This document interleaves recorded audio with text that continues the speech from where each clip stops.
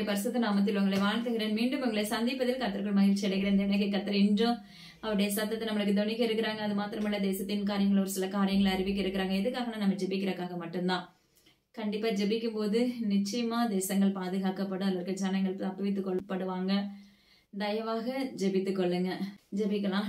சபா மக்கு நன்றி செலுத்துகிறேன். பரிசுத்த ஆவியானவரே நன்றியோடு வரவேற்கிறோம், துதிக்கிறோம். அப்பா, இந்த இடம் அசைய தேவாவியனுடைய பிரசனம் ஊற்றப்படட்டும். அப்பா, நீரே பரிகாரிய கர்த்தராய், நீரே பரிசுத்தருமாய், அப்பா எங்க யாவருக்கும் நீங்க இருக்கிறக்காக நன்றி. நீங்க துணையாளராய் இருக்கிறக்காக நன்றி. அப்பா, இந்த சத்தியங்கள் அப்பா அம்மாக்கு ஸ்தோத்திரம் நன்றி. நீங்க பேசுற உபதேசங்கள் உள்ளப்பா எங்க யாவருக்கும் பிரயோஜனம் உள்ளதா இருக்க போகிறதுக்காக நன்றி. அடியனும் அந்த இடத்துல ஒன்றுல முற்றிலும் எங்க கடத்துல தாழ்த்தி தந்துருக்கிறேன். எல்லா கணமும் அப்ப ஒருவருக்கு மாத்திரமே செலுத்துக்கிறேன். மீட்பரேசு ஜீவனுள்ள அவன் தகப்பனே, ஆமென். அதாவது உக்ரைன் பகுதியில பாத்தீங்கன்னா பதுங்கு குழிகளில் துப்பாக்கி சூடு மற்றும் விபரீதம் மற்றும் குண்டுவெடிப்பு உண்டாகும் நாட்கள் வருகிறது என்று இணையகத்தை முன்னறிப்பு கொடுத்திருக்காங்க. ஆஸ்திரேலியா பகுதியில விமான விபத்து ஏற்பட நாட்கள் வருகிறது என்று இணையகத்தை முன்னறிப்பு கொடுத்திருக்காங்க. சூலூர் பகுதியில விபத்து மற்றும் விபரீதம் என்று இணையகத்தை முன்னறிப்பு கொடுத்திருக்காங்க. காற்றழுத்தங்கள் மதுரை பகுதியில் அதிகரிக்கும் நாட்கள் வருகிறது என்று இணையகத்தை முன்னறிப்பு கொடுத்திருக்காங்க. துபாய் பகுதியில் வாந்தி பேதி நிமித்தம் பல குழந்தைகள் பாதிக்கப்படும் நாட்கள் வருகிறது. ஒரு சில குழந்தைகள் மரணத்திலும் முடியும் என்று இணையகத்தை விண்ணப்பித்திருக்காங்க. தயவாக ஜெபித்துக் கொள்ளுங்க குழந்தைகளுக்காக.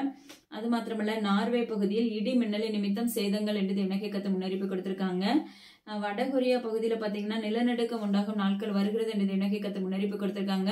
கர்நாடகா பகுதியில பரபரப்பான செய்தி ஏற்படும் நாட்கள் வருகிறது என்று இணையகத்தை முன்னறிப்பு கொடுத்திருக்காங்க. அது பெரும் சேதமா இருக்கும் என்று இணையகத்தை முன்னறிப்பு கொடுத்திருக்காங்க. அது மாத்திரமல்ல, திண்டுக்கல் பகுதிக்காக ஜெபித்துக் கொள்ளுங்கன்னு சொல்லியிருக்காங்க. சேலம் பகுதியில மிகப்பெரிய தீ விபத்து உண்டாகும் என்று இணையகத்தை முன்னறிப்பு கொடுத்திருக்காங்க. அநேகர் அதுல கருகி போகும் நாட்கள் வருகிறது என்று இணையகத்தை முன்னறிப்பு கொடுத்திருக்காங்க. தயவாக ஜெபித்துக் கொள்ளுங்க.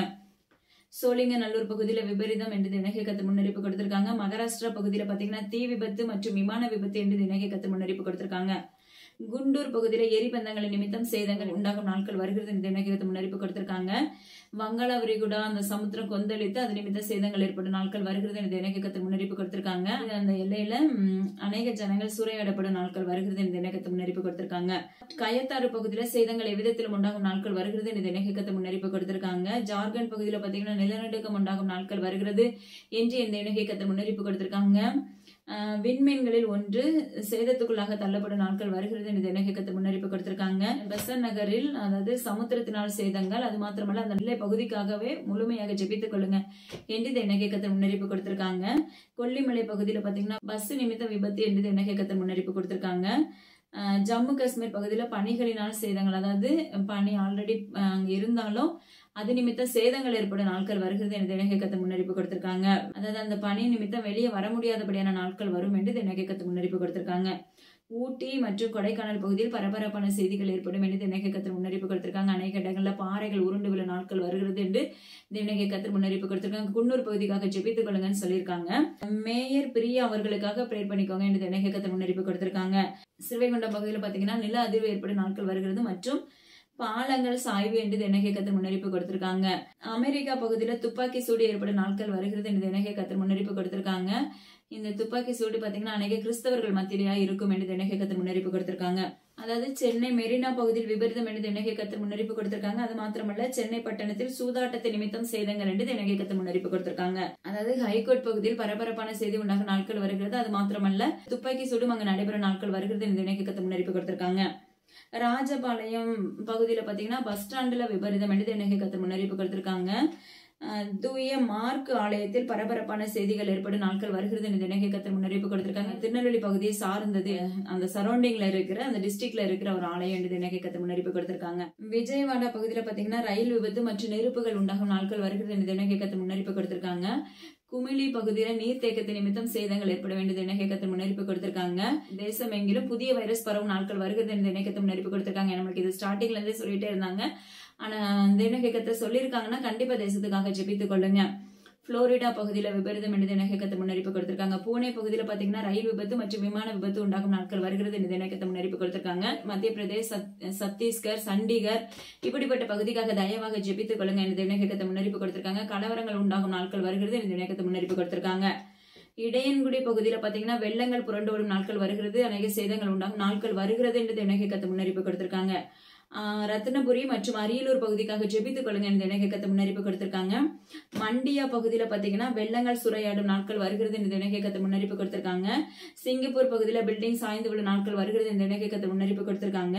மெக்சிகோ பகுதியில பாத்தீங்கன்னா நிலநடுக்கம் ஏற்படும் நாட்கள் வருகிறது. இதெல்லாம் தொடர்ச்சி சொல்லிட்டே வராங்க. தயவாக ஜெபித்துக் கொள்ளுங்க. நிலநடுக்கம் உண்டாகும் நாட்கள் வருகிறது இந்த இணையக்கத்தை முன்னறிப்பு கொடுத்திருக்காங்க. ஸ்பெயின்ல பாத்தீங்கன்னா தீ விபத்து உண்டாகும் நாட்கள் வருகிறது இந்த இணையக்கத்தை முன்னறிப்பு கொடுத்திருக்காங்க.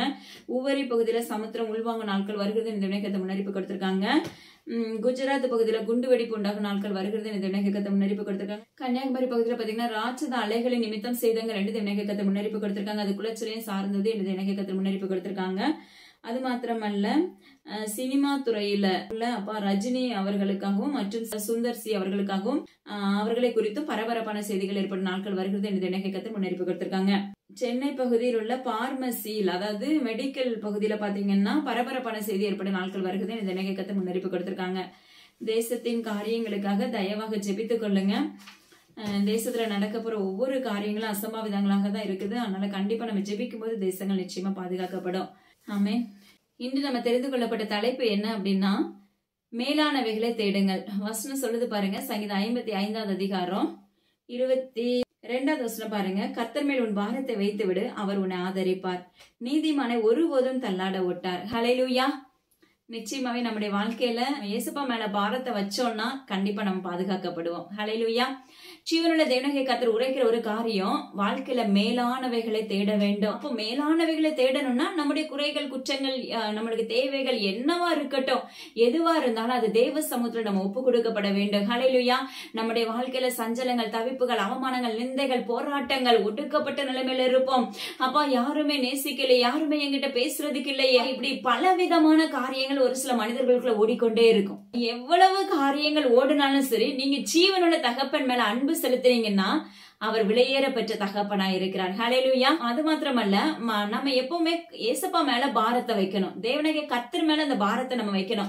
உலக மனிதர்கள் மேல நம்ம என்ன செய்யறோம், பாரத்தை வைக்கிறவர்களா இருக்கிறோம். ஆனா கர்த்தர் சொல்லுகிறார், மனிதனை நம்புவதை பார்க்கலும் ஜீவனுள்ள தேவனாகிய கர்த்தர் மேல் பற்றுதலா இருக்க வேண்டும். ஆனா இன்னைக்கு நம்ம என்ன பண்றோம்னா கொஞ்ச காலம் தேவ சமூகத்துல நிக்கிறோம். ஏசப்பா இந்த என்னுடைய குறைகள் எல்லாம் நீக்குங்க, என்னுடைய பாடுகளை நீக்குங்க, என்னுடைய தேவைகளை சந்திங்க, இப்படியாக நம்ம திறப்புல நிற்கிறவர்களா இருக்கிறோம். ஹல்லேலூயா. ஆனா அதுக்கு ஒரே ஒரு காரியம் என்ன அப்படின்னா, நம்ம நீதிமானாய் மாற்றப்பட வேண்டும் என்பதுதான் தேவனாகிய கர்த்தர் விரும்புகிறார். நீதிமானை ஒருபோதும் தள்ளாட ஓட்டார். அப்ப அவருடைய பிள்ளைகளாய் நம்முடைய இருதயங்கள் மாற்றப்படும் பட்சத்துல தேவனாகிய கர்த்தர் நம்மளுக்கு ஒத்தாசையா இருக்கிற தகப்பனா இருக்கிறார். நம்ம நினைக்கலாம் ஏசப்பா எப்போதுமே எனி டைம் நம்மளுக்கு என்ன செய்வாங்க, ஹெல்ப் பண்ணுவாங்க. கண்டிப்பா ஹெல்ப் பண்ணுவாங்க, இல்லன்னு சொல்லவே இல்லை. ஆனா அதுக்கு தகுந்த மாதிரி நாமளும் என்ன செய்யணும்னா தேவ சமூகத்துல காத்திருக்க வேண்டும். அதுக்குன்னு ஒரு முறையீடுகள் இருக்கு. இப்போ நீங்க ஒரு வேலைக்கு போறீங்க, அப்ப அதுக்குன்னு ஒரு டைம் இருக்கும். அதே போலதான் தேவனாகிய கர்த்தர் இடத்துல நீங்க போய் உட்கார்றதுக்கு ஒரு டைம் வேணும். ஹல்லேலூயா. ஏன்னா அந்த இடத்துல நீங்க ஒரு டைமை பிக்ஸ் பண்ணி நீங்க போய் உட்கார ஆரம்பிக்கும் போது உங்களுக்கு முன்னமே தேவனாகிய கர்த்தர் அந்த இடத்துல வந்து உட்காருகிற தகப்பனா இருப்பார். என்னுடைய வாழ்க்கையில அப்படிதான். ஹல்லேலூயா.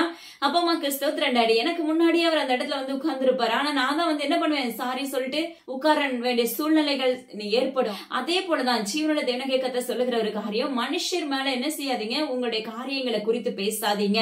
யார்கிட்ட உரையாடுங்கன்னா கர்த்தர் மேல உங்க பாரத்தை செலுத்துங்க, கர்த்தர் மேல உங்க பாரத்தை வைங்க.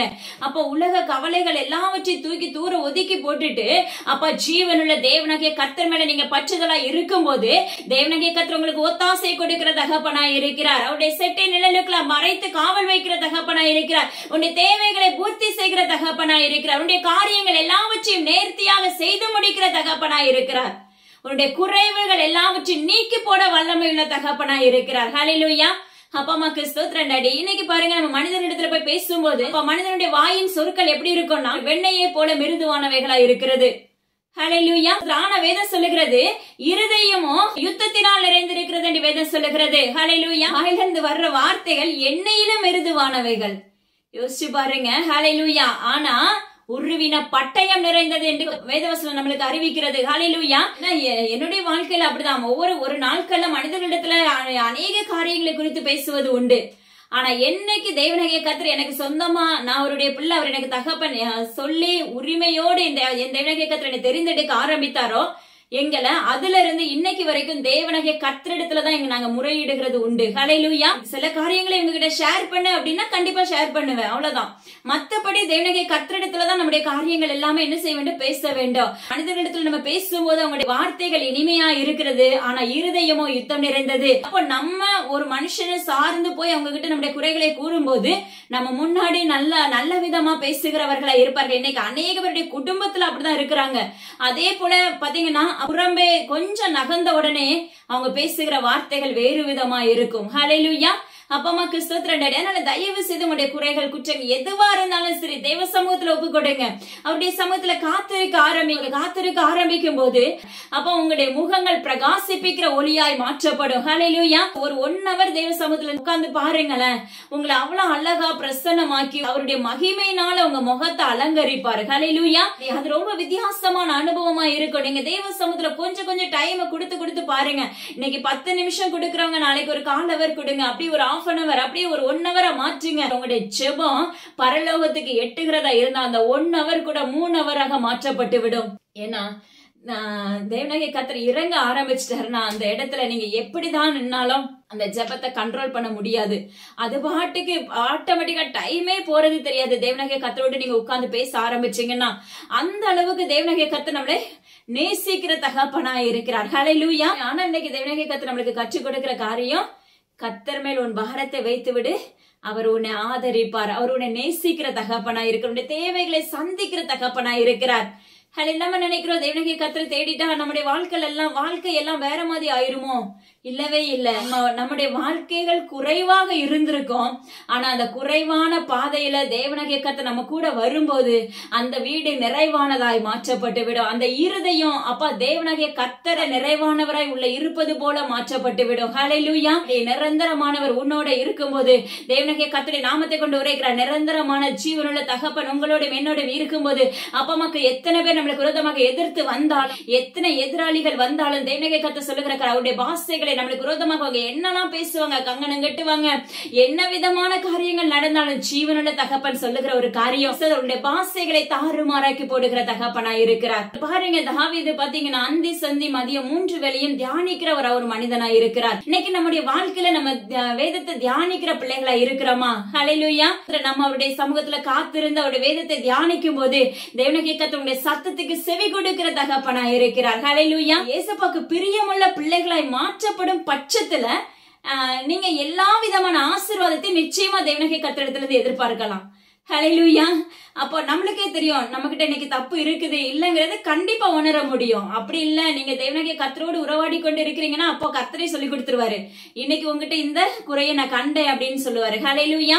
தெரிஞ்ச தெரியாமல எதுலயா பிசங்கள் வந்துச்சுன்னா கண்டிப்பா தேவனாகிய கர்த்தர் கற்றுக் கொடுப்பாங்க. இன்னைக்கு வந்துட்டு இந்த காரியம் இருக்குது, நீ முதலாவது ஒப்புரவாக அப்படின்னு சொல்லி உண்மையாவே அவ்வளவு ஒரு அழகான தகப்பன். ஹல்லேலூயா.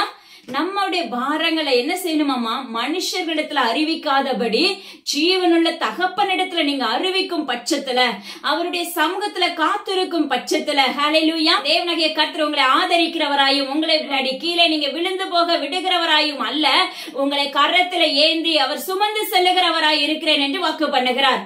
ஹல்லேலூயா. அது மாத்திரமல்ல மேலானவைகளை தேடுங்கள் என்று வேதம் சொல்லுகிறது. நீங்கள் கிறிஸ்துவுடனே கூட எழுந்ததுண்டானால் கிறிஸ்து தேவனுடைய வலது பரிசு வீற்றிருக்கும் இடத்தில் உள்ள மேலானவைகளை தேடுங்கள், மேலானவைகளை தேடுங்கள் என்று வேதவசனம் சொல்லுகிறது. ஹல்லேலூயா. பூமியில் உள்ளவைகளை அல்ல, பரலோகத்துக்கு ஏதுவான காரியங்களை நாடுங்கள் என்று வேதவசனம் சொல்லுகிறது. தேவனாகிய கர்த்தரை தேட ஆரம்பிச்சிட்டோம்னா இந்த உலக காரியங்கள் நம்முடைய பார்வைக்கு அற்பமாய் தோன்றும். தேவனாகிய கர்த்தரிடத்திலிருந்து நம்ம பெறுகிற நன்மை, அதாவது பரலோகத்திலிருந்து ஒருவனுக்கு கொடுக்கப்படாவிட்டால் இந்த உலகத்துல அவன் எதையுமே முழுமையாக பெற்றுக்கொள்ள முடியாது. ஹல்லேலூயா. அப்போ தேவனாகிய கர்த்தரை நம்ம சார்ந்து இருக்கும்போது நம்மளுக்கு இந்த உலகத்தின் காரியங்கள் எல்லாமே ஒரு அற்பமானதா இருக்கும். ஆனா அவர் நம்ம வாழ்க்கையில இல்ல அப்படின்னா ரெண்டுங்கட்ட நிலையில அங்கே ஒரு கால் இங்க ஒரு கால் நம்ம இருமனம் உள்ளவர்களா இப்படியாக நம்ம செயல்பட்டோமே என்றால் அப்ப நம்மளால மேலான காரியங்களை நோக்கி ஓட முடியாது. ஹல்லேலூயா. நம்முடைய இருதயம் எங்க இருக்கும்னா பூமியை நோக்கி உற்று பார்க்கிறதா இருக்கும். ஹல்லேலூயா. இந்த பூமியை நோக்கி நம்ம உற்று பார்த்து கொண்டு இருந்தோமே என்றால் மறுமைக்குரிய ஆசீர்வாதத்தை பெறவே முடியாது. நசரேயனாகிய இயேசு கிறிஸ்துவின் அதிகாரமுள்ள நாமத்தை கொண்டு உங்களுக்கு கட்டளை கொடுக்கிறார். தேவனாகிய கர்த்தரை சார்ந்து நிற்கும் போது, மேலானவைகளை நீங்க தேடுகிற பிள்ளைகளா இருக்கும் போது, ஆவிக்குரிய காரியங்களை நோக்கி ஓடுகிற பிள்ளைகளா இருக்கும் போது, அப்ப உலக பிரகாரமான புகழோ பணமோ பொருளோ இப்படி அப்ப எதை குறிச்சுமே நம்மளுக்கு என்ன இருக்காது, ஒரு தாகம் இருக்காது. ஹல்லேலூயா. ஏன்னா அந்த வீடு ஆட்டோமேட்டிக்கா நிரப்பப்பட்டுட்டே இருக்கும். அது எப்படி நிரப்பப்படுதுன்னு சொல்லி நிச்சயமா யாருக்குமே தெரியாது. ஆனா ஜீவனுள்ள தேவனாகிய கர்த்தருக்கு தெரியும். எப்படி சாரிபாத் விதவையுடைய வீட்டுல பஞ்சம் முடியும் வரைக்கும் எப்படி அந்த அம்மா வீட்டுல எண்ணெயும் மாவும் குறையாம இருந்துச்சோ, அதே போலதான் தேவனாகிய கர்த்தருடைய பிள்ளைகளுடைய வீட்டுல தேவனாகிய கர்த்தர் நிரப்புகிற ஆசீர்வாதம் பல மடங்கு வித்தியாசமானதுவா இருக்கும் என்று நசரேயனாகிய இயேசு கிறிஸ்து அதிகாரமுள்ள நாமத்தை கொண்டு கட்டளை கொடுக்கிறார். ஹல்லேலூயா. நம்முடைய இருதயம் எதை வாஞ்சிக்குது அப்படின்னா, இந்த பூலோகத்தை நோக்கி வாஞ்சிக்கிறது, இந்த பூமியில் உள்ள காரியங்களை குறித்து வாஞ்சிக்கிறது. தேவனாகிய கர்த்தர் சொல்லுகிற ஒரு காரியம், இந்த பூமியில் உள்ளவைகளை விட்டு விலகுங்கள். ஹல்லேலூயா. இந்த உலகத்தை நோக்கி அடிமைத்தனம் உள்ளவர்களை இருந்தோமே என்றால், தேவனாகிய கர்த்தருடைய வருகை இன்னைக்கு வந்துச்சுன்னா நிச்சயமா நம்ம ஜெயம் எடுக்க முடியாது. இந்த உலகத்துல இருந்து மறுபடியும் பாவம், சஞ்சலம், தவிப்பு இதை சுமந்து கொண்டே இருக்க வேண்டும். அதெல்லாம் என்னமோ உள்ள காலத்துல வருகிற சஞ்சலம் எல்லாம் எப்படி இருக்கணும், மிகவும் கொடிதான காரியமா இருக்கும். ஹல்லேலூயா. அப்படிப்பட்ட சூழ்நிலைக்குள்ள நம்ம தள்ளப்படாம இருக்கணும்னா தேவனாகிய கர்த்தருடைய பிள்ளைகளை நம்ம மாற்றப்பட வேண்டும். இன்னைக்கு நாம நினைக்கிறோம் நாங்க மேலானவைகளை தான் தேடுறோம், தேவனாகிய கர்த்தர் மரித்து உயிர்ப்பிக்கப்படும் போது நாங்களும் உயிர்ப்பிக்கப்பட்டோம் அப்படின்னு சொல்லி நம்ம வாய் நிறைய சொல்லுகிறோம். ஹல்லேலூயா. இன்னைக்கு அநேகருடைய வாயில அது அறிக்கையிடப்படுகிறது.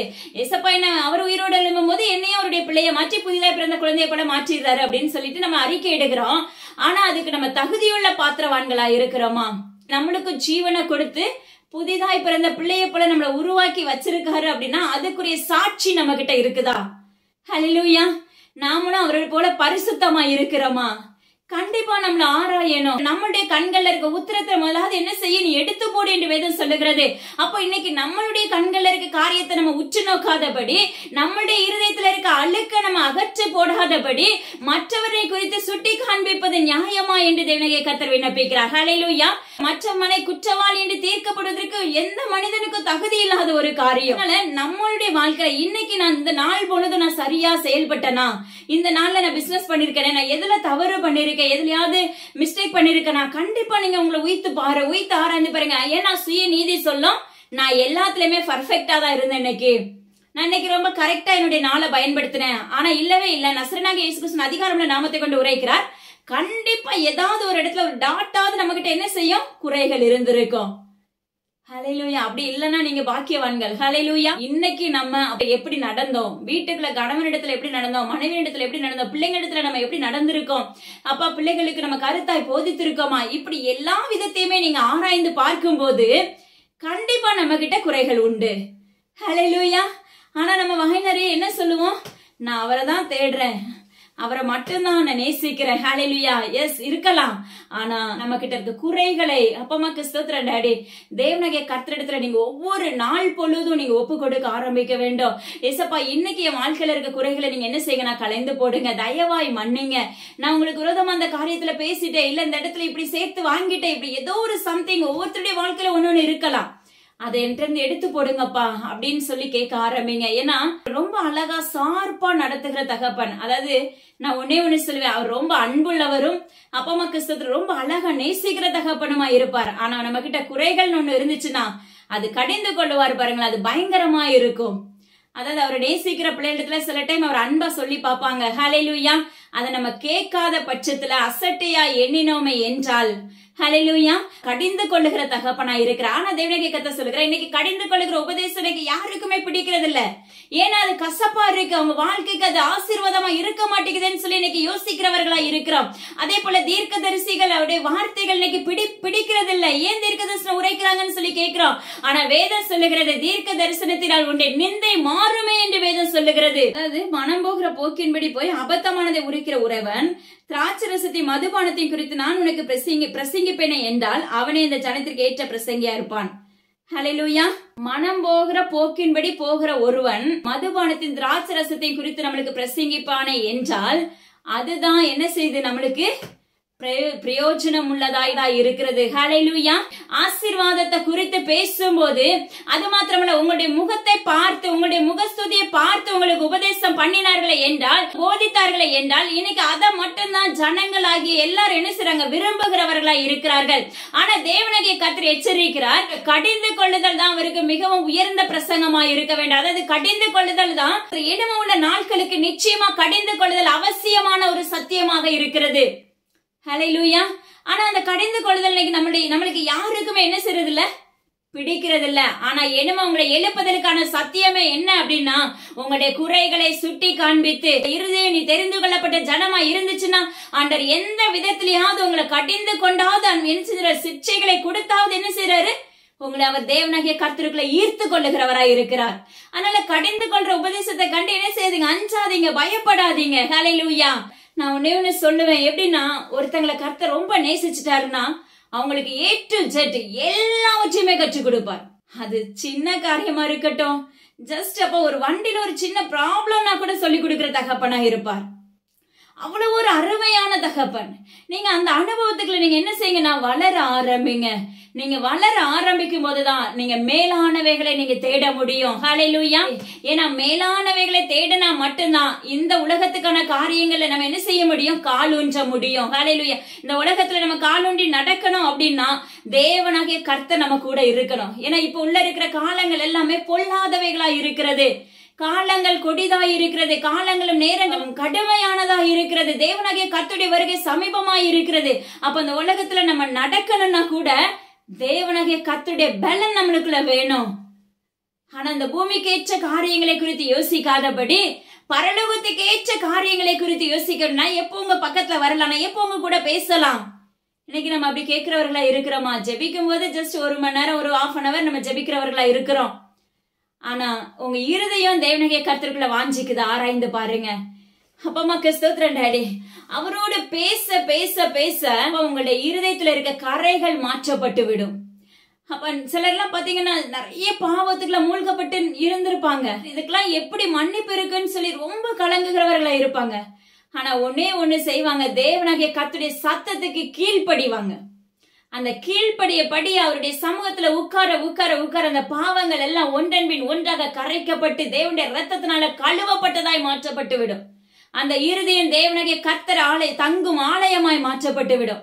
பரிசுத்தம் நிறைந்ததாய் மாற்றப்பட்டு விடும். ஹல்லேலூயா. அதனால இன்னைக்கு எல்லா உபதேசங்களும் நம்மளுக்கு ஆசீர்வாதத்தை பத்தி கூற மாட்டாங்களா? நானே துக்கத்தோடு வந்திருக்கேன், எனக்கு ஒரு நன்மையின் வார்த்தையை கூற மாட்டாங்களா? நிச்சயமா கர்த்தர் சொல்லுகிற ஒரு காரியம், அந்த வேலைக்கு அந்த நன்மையின் காரியம் உனக்கு உதவும்.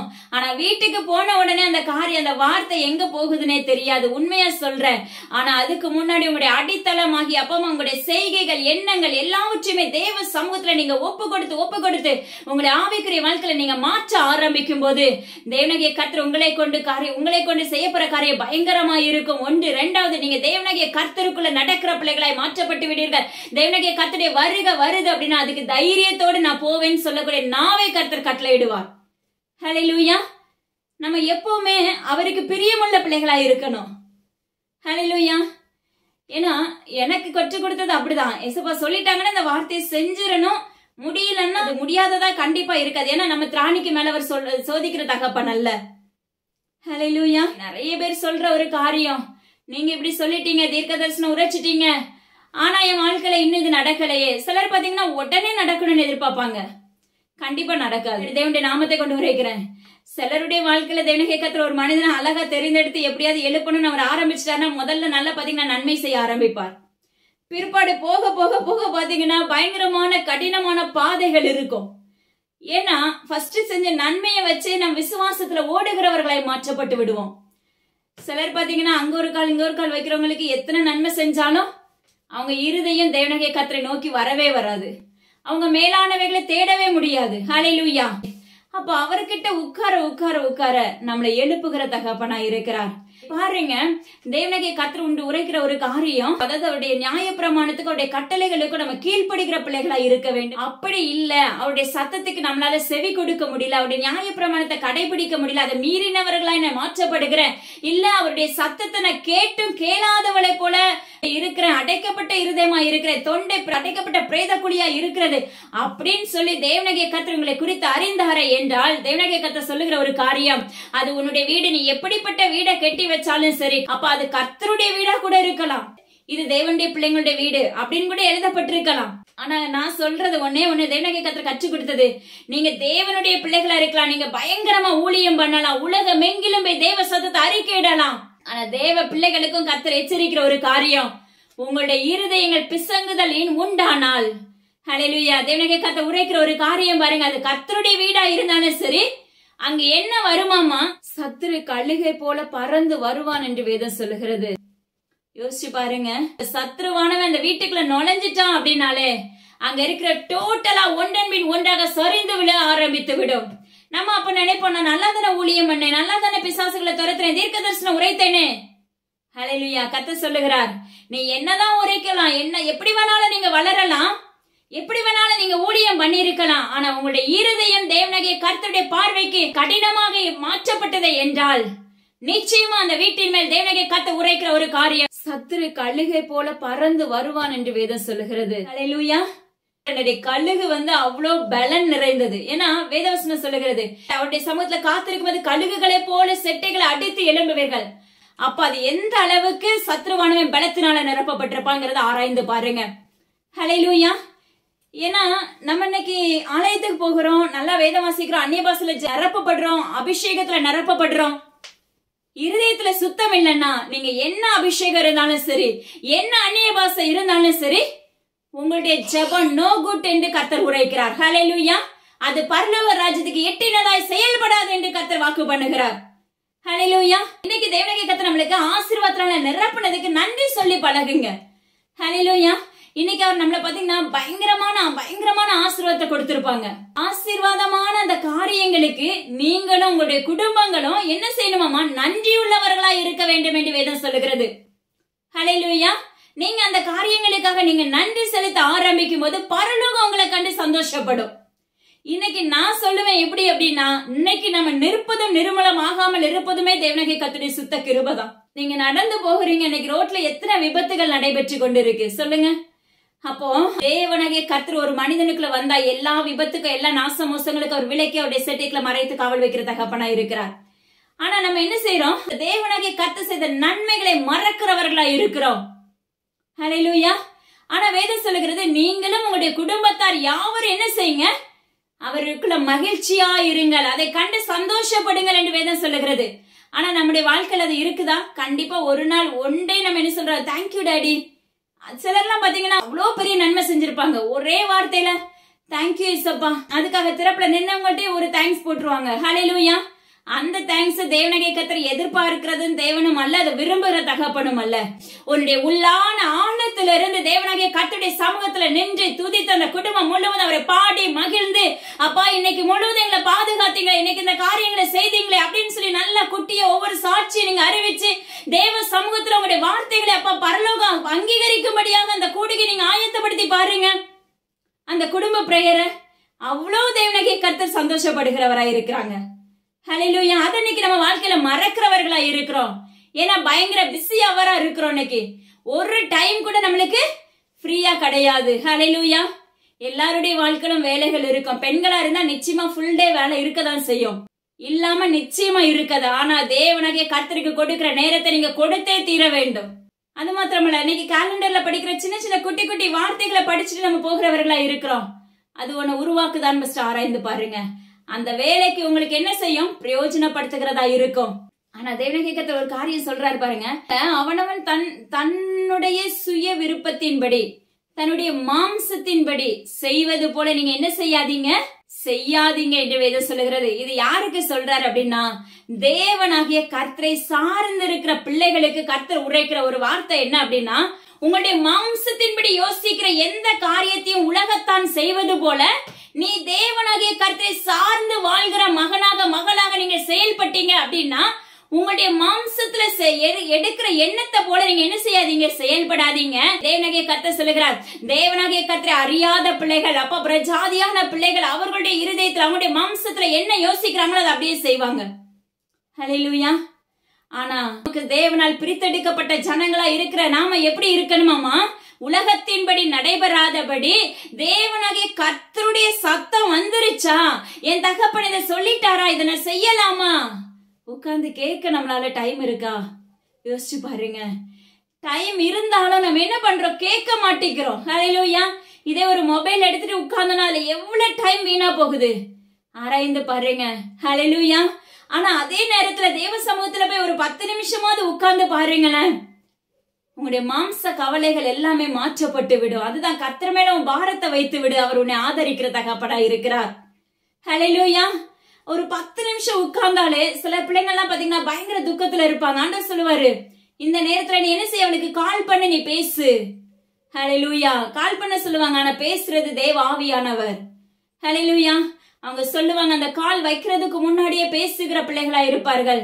என்னுடைய இருதயம் மிகவும் சாந்தமாக மாற்றப்பட்டது, துக்கலாம் எங்க போச்சுனே தெரியல, இதுதான் ஆவியானவர். நீங்க இதே போலதான் தேவ சமூகத்துல போய் உட்கார்ந்து அவர்கிட்ட 2 பாட்டு படிச்சு உட்கார்ந்து ஜெபிக்க ஆரம்பிக்கும் போது, அவருடைய சமூகத்துல அண்ணாலே போல நீங்கள் ஊற்ற ஆரம்பிக்கும் போது, தேவனாகிய கர்த்தர் உங்கள் குறைகளை களைந்து போடுகிற தகப்பனா இருக்கிறார்.